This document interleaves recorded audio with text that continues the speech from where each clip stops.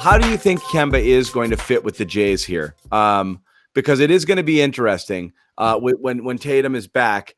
What this is going to look like. And we'll get into this a little bit later too. Kyrie in his second game back, no Durant tonight, but the Nets drop a second straight to Cleveland. So they're experiencing some growing pains, having three people who need the ball in their hands, and also suffering on the defensive end. It's actually interesting, the parallels between these teams right now, even though the talent level on Brooklyn is hard to ignore. But Bobby, you wrote about it. To talk about that, how do you think this fits Kemba into this offense when Jaylen and Jayson are here? Well, it's going to go one of two ways. You could potentially split usage between those three, like 25, 25, 25, which probably isn't going to happen because you want Tatum above 30 there. I'm interested to see how the balance between Kemba and Jaylen's going to go because, no one's going to question Tatum having all the usage, all the ball time there. But last year, if you look at the numbers, and we saw it visually during the playoffs as well, when that starting five was together, Jaylen was occasionally just a, tick behind everybody else on the offense, occasionally smart as well, which was the worry last year. That doesn't seem as much of a worry now that he's going to be able to get ahead of Smart. Smart is embracing kind of that fourth role now, taking less than 10 shots a game. But I don't want him to fall back to 24 where he was last year. If he can stay... Smart took 17 shots today. Yeah, but, they don't have Tatum. So you're going to have three guys over 10. Yeah. But it's something to watch for sure. Now, I love the way Brown and Kemba are playing off each other now. The easy solution is to give them all their own bench minutes with players alongside them on the bench. And luckily, Semi and others have been good enough to make that work this year until tonight. But it's a worthy question because what did we just say for a whole segment there? Feed Brown, feed Brown, feed Brown. There's those nights where he's 6 for 8, 8 for 10. And you're like, if he had 8 more shots, he'd be able to hit a good percent of those. And, he makes the best use of those possessions. I don't know. How do you guys feel about it? Because I don't think anyone's freaking out about Kemba taking a bunch of shots either. He's incredibly efficient and a great playmaker and dominant in pick and roll. I mean, I'm a little worried. We know John's thoughts. No, I mean, I'll give it the benefit of the doubt because ultimately I think you would rather have talent and then figure it out than have not talent and have to figure. We've seen the problem of having to deal with not talented players and how difficult that is for Brad right now. We've got the Celtics have problems between Grant, Thompson struggling right now. Semi used sparingly. Javonte probably playing more minutes than he needs to, even though I think he's played really well. So that's a bigger headache than trying to figure out how to incorporate a player of Kemba's caliber. However, I am definitely a little worried on the fit here, and I'm starting to wonder whether or not he's better in a microwave, not Vinnie Johnson microwave role, but I'm starting to wonder how this would look potentially off the bench. With Kemba, would never happen. No, and it will never happen. And honestly, this is crazy talk because we're talking about we're worried about the fit. First of all, these guys played together last year, and they played pretty damn well, and when they were all healthy. But that was the issue, though. Like, if there was any issue, it was that. What it was? What? The balance of the shots, the ball time. Fine, but Bobby, this is the NBA. I mean, you want to talk about a league that needs stars, superstars. What did the Nets just do? They had a chance to go out and blow up their team and get James Harden. You think they're worried about how it's going to work, how it's going to fit? I do think they're a little worried. Okay, but they weren't worried enough to not do it, right? That's my point. So you can't spin this saying, Kemba coming back might actually be a bad thing for the Celtics. The Celtics. No, I didn't say bad. Not a bad thing, but that's essentially. I mean, that's essentially. No, I'm just wondering. Look, it's the same way. It's the same logic, Jimmy. Behind. I know you're not saying it's a bad thing, but John, you kind of alluded to the point where maybe he's better coming off the bench. But it's like he's too good to come off the bench. You have to find a way to make it work, and I don't think it means that it's going to hinder Jason. Listen, Jaylen Brown and Jayson Tatum and Kemba Walker all can't go out and score 40 points a night. They're going to have to figure out how to get each other involved. One night it's going to be one guy, one night's going to be the other. I think Kemba Walker might take a back seat a little bit points-wise, certainly, because of the emergence of Jaylen Brown and Jayson Tatum as well. And I think he's the type of guy that's okay with that. I think that may even be one of the reasons why Danny Ainge brought him in, not just for what he can do off the court, but his on the court, but his personality, his team first mentality, and his willingness to maybe watch Jayson Tatum, not watch and do nothing, but allow those guys to grow in a way that maybe Kyrie Irving wasn't so into doing, as we can probably guess, right? I mean, certainly we don't think Kyrie Irving and Terry Rozier got along. And it sounded like, listen, maybe they get along now, but the way Jaylen Brown was talking last year, didn't seem, or not last year, 2 years ago, didn't seem like he was a huge Kyrie Irving fan either. This isn't a Kyrie Irving bashing segment. It's a pro Kemba Walker segment that I think that he's the type of player that can allow those guys to grow and, help the team win, and he can be a part of it. No, and I don't want to insinuate that this is a problem at all. Having all three of them, having the opportunity to sprinkle them across bench lineups and always have one of them on the floor. When all three of them are back, there isn't going to be a second in the game that Brown, Tatum, and Kemba isn't on the floor. And that's going to solve a lot of the bench issues that we're seeing right now. It's just the aggregate's going to add up. They're all going to get their shots over the course of the season. They're all going to have great seasons. There'll just be those certain nights in the playoffs, if they don't work this out perfectly before then, that you might see Brown have 8 shots and just kind of take a few corner threes here or there, and you want to set him up. I think what's good, though, we're past that. We can't have that anymore. You can't. But what I do think is good is Brown's such a great off-ball player, and this is where he killed Simmons in the series too, especially on Wednesday. He'll get himself great shots not being on the ball too. He shoots well off the catch, across the three-point line. His cuts are amazing. And what's the difference right now between Kemba in the playoffs? You guys have emphasis too. And Kemba now is that Kemba looks great, bouncier, making plays.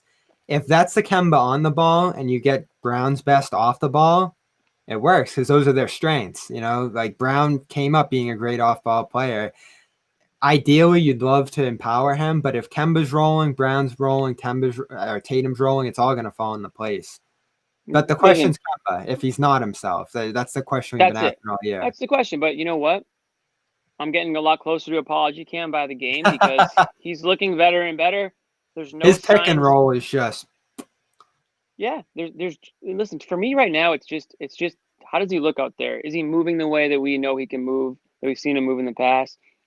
If he doesn't have the greatest shooting night, I'm not concerned about that. It's all lower body to me. I want to see how he's moving. That's it. I want to see if he needs to get the next game off, or if he needs to have his minutes limits, or if he's stretching on, if it looks like he's not playing 100%. And right now, I don't see any of that stuff. So I don't either. I'm fine with. I'm actually. I'm happy to be wrong if that's where this is heading. So you mentioned this too, Jimmy, just a minute ago.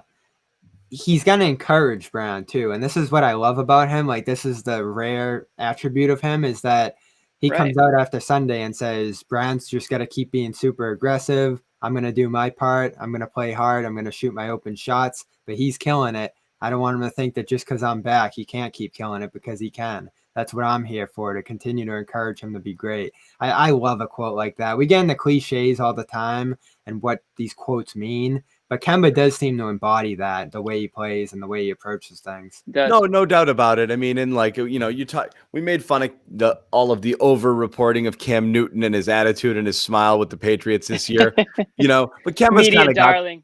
Kemba's got that thing. I mean, he shines it on, certainly, with the smile, but you always do feel it's genuine.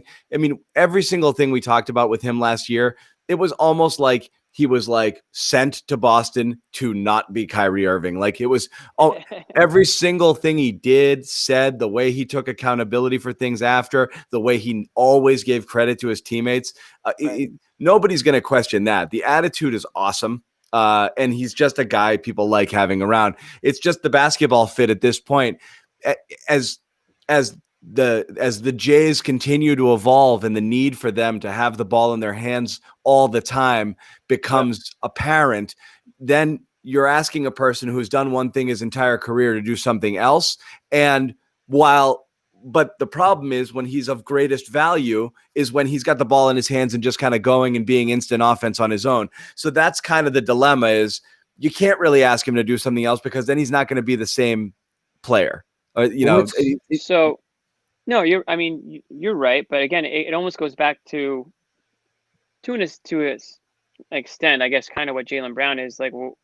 We didn't really know what he was capable of fully, and then he added sort of to his game later. So maybe there's more to Kemba Walker's game, that he'll be able to grow that we didn't necessarily know he had because he was never really asked to do it. On the other hand, if Kemba Walker keeps playing the way he is and showing that he's healthy, listen, we know Danny Ainge will trade anybody, right? I mean, aside from maybe a couple guys, but my point is he's certainly not scared to make a deal, and if another team feels that Kemba Walker is now healthy enough where they can make a trade for him, That's and a the trade great is question.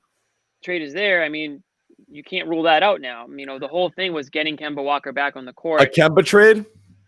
Yeah, you can't rule it. I mean, the whole thing was you couldn't trade Kemba because he's hurt and he's never going to be the same, and he has a degenerative knee issue. Well, hold on. Now, maybe that was a little too much pushing the panic button.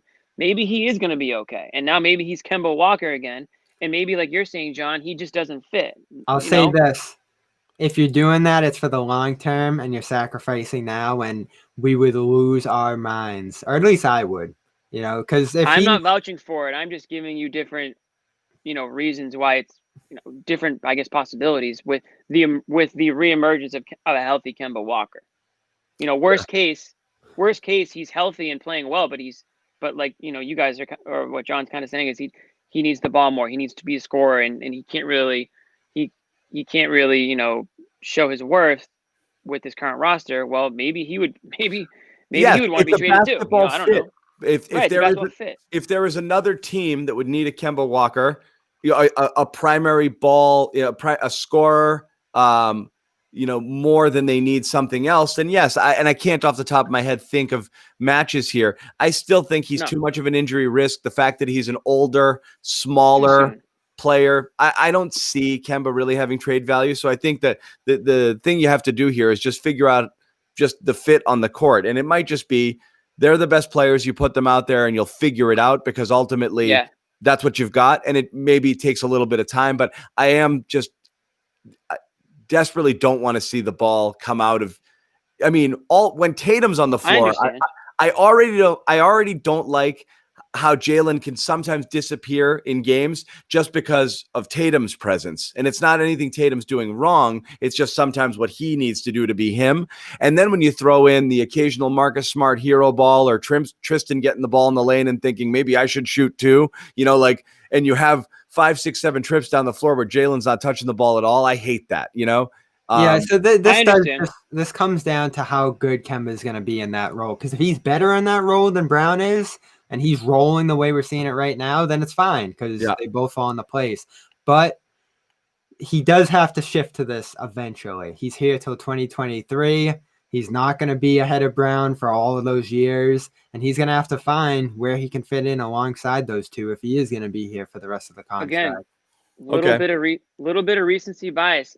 This, Kemba Walker, cardiac Kemba, has made a career on hitting massive, massive, massive shots late in games. Look, I love Kemba. But John, I know you do, but you're almost comparing like, oh, I don't want Kemba to have the ball late in the games, just like I don't want Marcus Smart to have the ball late in games. The other guy not to have the ball. Kemba's going to have the ball late in the game. But there are going to be points where he's going to have the ball late in the games, and he might miss it, but that doesn't mean it was the wrong idea or the wrong play. Like, on this show, it does.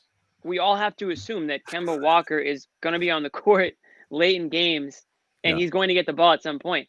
Having one more guy in the court that can hit a massive shot is a good big deal. It's a good thing. I don't want him on the bench. So again, we want to talk about, should he start? Should he sit? It doesn't matter because at the end of the game, he's going to be on the court. And if the ball's up in his hands, I'm okay with that. No doubt about that. Late in the game is totally different than everything else. Right. It doesn't matter either. You do wonder whether you create more situations throughout the first 3.5 quarters of a game where you have two of those guys on the floor a lot of times, and sometimes one, and not as much all three. That's all. And I could see that happening a little bit more where you do kind of manage the situations there where you've got a couple of them or one of them on at all times with other people. So, there's always one of the knocks on Jaylen before was not able to create his own offense. He was more of a, stand in the corner, knock down the jumpers, but he wasn't able to do it consistently on his own. Now you really do have three guys who can generate offense at any point in time if you put the ball in their hands, and that is a luxury. You've lost Hayward and his ability to do that, but Jaylen's ascension right now, you put the ball in their hands and you feel pretty good as long as you got one or two of those guys on the floor at all times.